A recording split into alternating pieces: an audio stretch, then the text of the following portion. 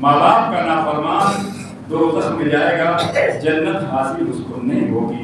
اگر جنت میں جانا چاہتے ہیں اور دنیا میں اچھی زندگی، باعزت زندگی، باوقار زندگی بسر کرنا چاہتے ہیں تو اپنے ماں باپ کی عزت کریں، ان کا احترام کریں، ان کا ادب کریں، ان کی جائز تمام باتوں کو مانیں۔ یہ تاریخ مکہ کی، اس بیت اللہ کی، اس اللہ کے گھر کی جہاں آج پناہ رکھنے کے لیے جگہ نہیں ہے۔ واقعہ مشہور ہے کہ صفا مروہ دوڑتے وقت اللہ تعالیٰ نے اسماعیل کی ایڑیوں سے تفسیر میں آیا ہے کہ جبرائیل علیہ السلام نے ایڑی ماری، بہرحال وہاں پانی نکلا جس کو ہم زمزم کہتے ہیں، اور 7ویں چکر میں جب مائی حضرت تھا دوڑ کے آئی تو دیکھا کہ پانی موجود ہے اور اس کے چاروں طرف منڈیر باندھی ریت کی، مٹی کی، اور کہتی رہی زم زم زم۔ اللہ تعالیٰ نے اس کا نام زمزم ہی رکھ دیا اور آج تک وہ پانی زمزم کی شکل میں موجود ہے۔ اب جب یہاں پانی ہو گیا، پانی کی مقدار ہو گئی تو جہاں پانی ہوتا ہے وہاں پرندے منڈراتے تھے، پرندوں کو پانی کی ضرورت ہوتی ہے۔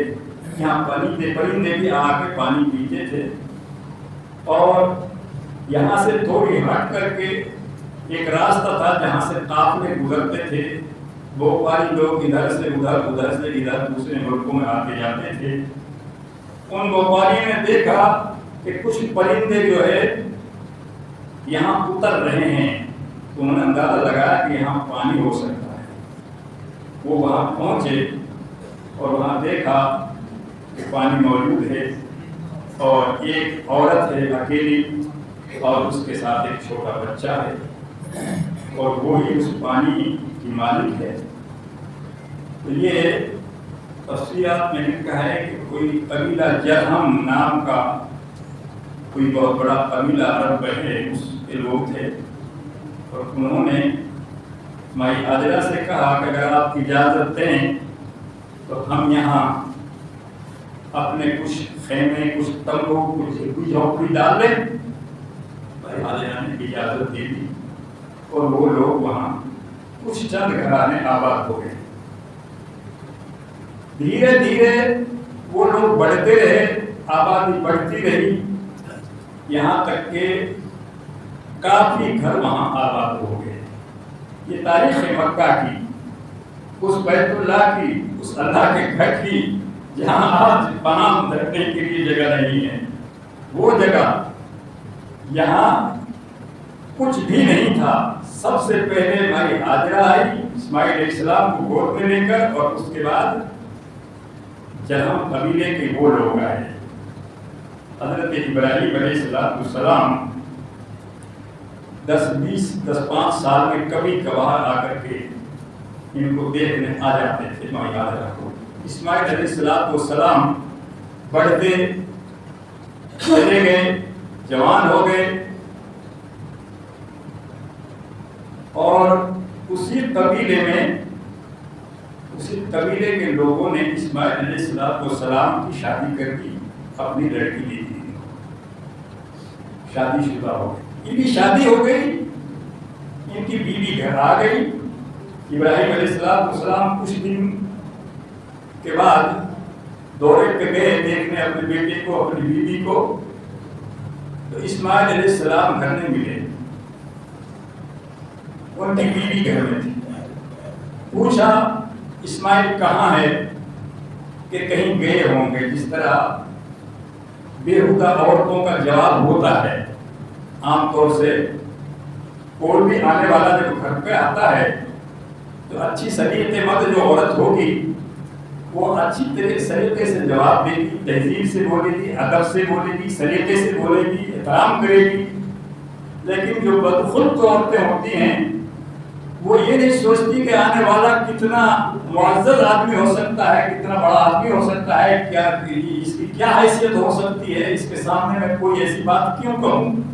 لیکن اس نے حضرت اسماعیل کی برائیاں شروع کر دی۔ ابراہیم علیہ السلام سنتے رہے، اور سنا کر کے جب چلنے لگے تو کہہ دینا کہ ایک بوڑھا آدمی آیا تھا، میری شکل بتا دینا کہ اس طرح کی شکل صورت تھی، اور وہ یہ کہہ کے گیا ہے کہ تمہارے گھر میں جو چوکھٹ ہے وہ اچھی نہیں ہے، چوکھٹ خراب ہے، اس چوکٹ کو بدل دینا. اب بیوقوف عورت تو بیوقوف ہی ہوتی ہے، اس میں اتنی عقل کہاں کہ وہ سمجھ لے کہ یہ کیا معاملہ ہے، کیا بات ہے.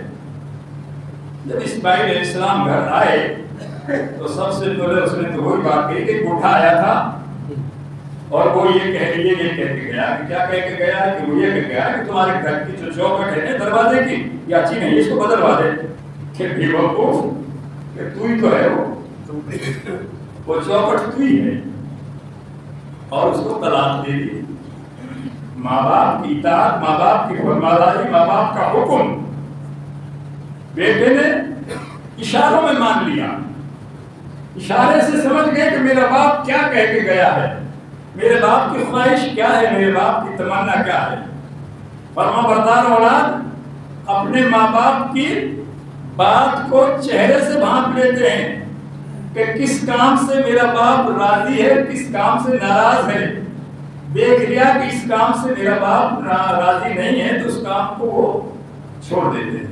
یہ اطاعت ہے، فرمانبرداری ہے. ماں باپ کی اطاعت اسی کو کہتے ہیں. حضرت اسماعیل علیہ السلام نے اتنی بات سے ہی اپنی بیوی کو طلاق دے دیا اور گھر سے نکال دیا اور دوسری شادی کر لی.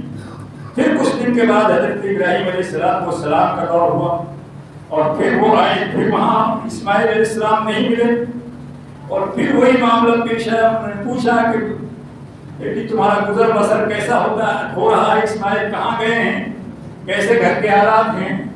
تو اس نے کہا کہ میاں آپ بیٹھو، پانی پیو، میں کھانا لاؤ. اللہ کا شکر ہے ہمارے حالات بہت اچھے ہیں، گزر بسر بہت اچھی ہو رہی ہے، کسی چیز کی کوئی کمی نہیں ہے، ہم بہت خوشحال ہیں، کوئی پریشانی نہیں ہے، کوئی دقت نہیں ہے. اللہ کا احسان ہے، اللہ نے ہم کو سب سے نعمتوں سے نوازا ہے.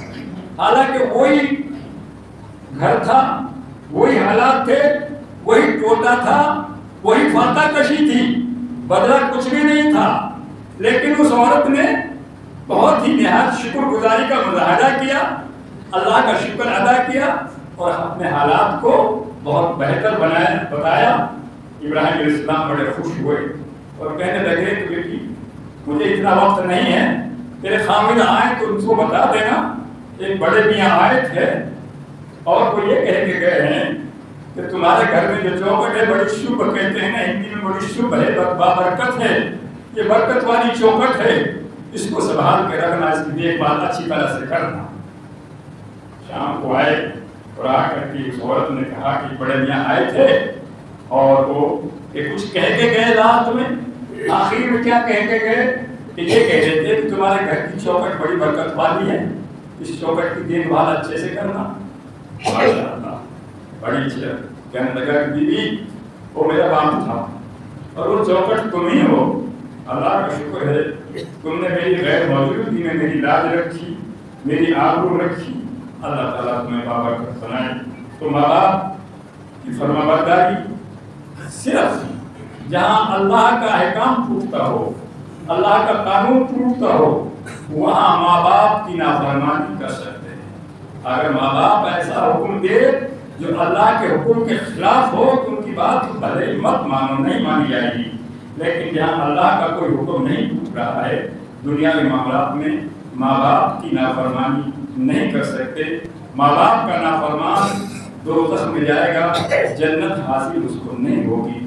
اگر جنت میں جانا چاہتے ہیں اور دنیا میں اچھی زندگی، باعزت زندگی، باوقار زندگی بسر کرنا چاہتے ہیں تو اپنے ماں باپ کی عزت کریں، ان کا احترام کریں، ان کا ادب کریں، ان کی جائز تمام باتوں کو مانیں. تبھی اللہ تبارک و تعالیٰ خوش ہوگا، اور اللہ خوش ہوگا تو دنیا بھی اچھی اور آخرت بھی اچھی. دنیا میں بھی انسان کامیاب اور آخرت میں بھی کامیاب. اللہ تبارک و تعالیٰ ہمیں دین ابراہیم پر چلنے کی توفیق عطا فرمائے اور ہمارے تمام اعمال کو اللہ تعالیٰ قبولیت کا مرتبہ بخشے اور اللہ ہمیں اپنے ماں باپ کا فرمانبردار بنا دے، ماں باپ کی عزت کرنا سکھا دے، ماں باپ کا احترام کرنا ہمارے لیے مقرر کر دے. سبحان اللہ.